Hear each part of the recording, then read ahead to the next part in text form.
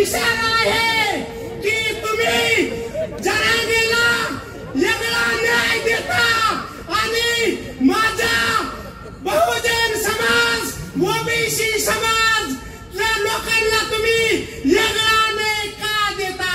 हा माझा सवाल या राज्याचे मुख्यमंत्री देवाभाऊ यांना आहे।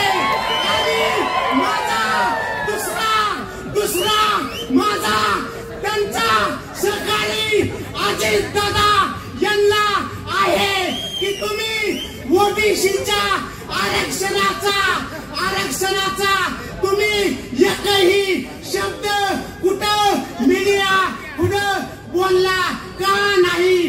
तुम्हाला ओबीसीची मतं जिल्हा परिषदला, नगरपालिकेला, ग्रामपंचायतीला चालणार नाही की नाही हे तुम्ही एकदा जाहीर करा।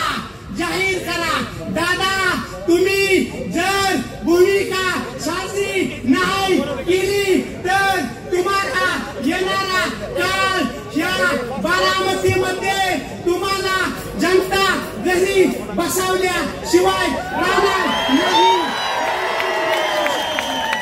जय हिंद, जय महाराष्ट्र, जय श्रीराम। धन्यवाद।